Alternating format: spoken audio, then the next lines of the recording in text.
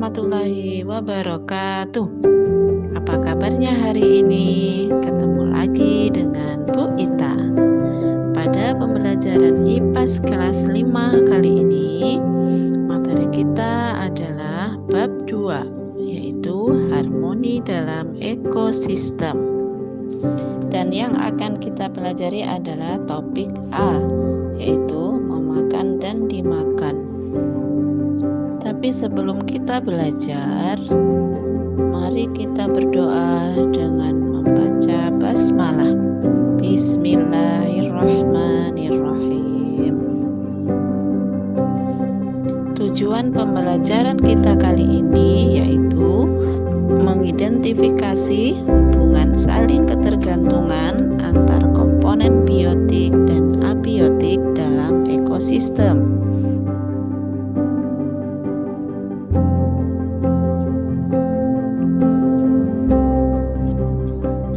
Di sini ada pertanyaan pemantik. 1. Bagaimana makhluk hidup dalam satu ekosistem berkaitan satu dengan lainnya? 2. Bagaimana hubungan antara tanaman dan hewan dalam satu ekosistem? Baik, kita akan mulai dalam materi rantai makanan. Dalam sebuah ekosistem, makhluk hidup bisa menjadi sumber energi untuk makhluk hidup lainnya. Sumber energi berarti adalah sumber makanan. Lihatlah hubungan antar makhluk hidup pada gambar berikut. Pada gambar terdapat rumput, kelinci, dan elang. Rumput atau tumbuhan menggunakan energi cahaya dari matahari untuk berfotosintesis. Proses ini membuat tumbuhan bisa menghasilkan makanannya sendiri. Oleh karena itu, dalam sebuah ekosistem, tumbuhan disebut sebagai produsen. Sedangkan kelinci memakan tumbuhan untuk mendapatkan energi. Di sini kelinci berperan sebagai konsumen tingkat 1. Sedangkan elang adalah hewan pemangsa atau predator. Elang memakan kelinci untuk mendapatkan energi. Di sini, elang berperan sebagai konsumen tingkat 2. Gambar tersebut merupakan contoh yang menunjukkan hubungan makan dan dimakan antar makhluk hidup. Bentuk sederhananya dalam rantai makanan seperti berikut: rumput, kelinci, elang. Menurut kalian, apa arti tanda panah pada rantai makanan di atas?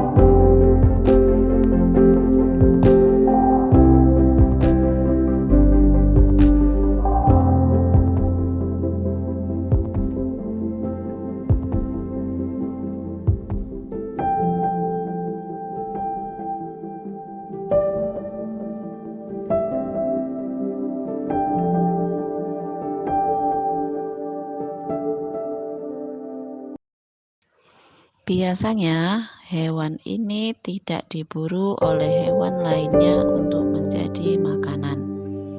Umumnya, mereka mati karena waktu bertarung dengan predator lainnya saat berburu makanan, atau karena diburu oleh manusia. Ketika makhluk hidup mati, rantainya akan membusuk dan diuraikan oleh dekomposer. Bakteri dan jamur merupakan contoh dekomposer. Hasil penguraian ini bercampur dengan tanah membentuk humus. Tanah yang mengandung humus sangat dibutuhkan tumbuhan untuk tumbuh dengan baik.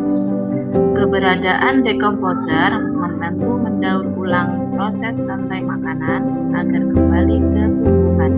Dengan adanya dekomposer ini, proses makan dan dimakan dalam ekosistem menjadi siklus yang terus berputar.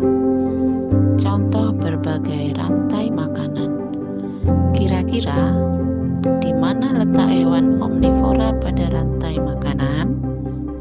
Karena mereka bisa memakan tumbuhan dan juga hewan. Hewan omnivora bisa menjadi konsumen satu.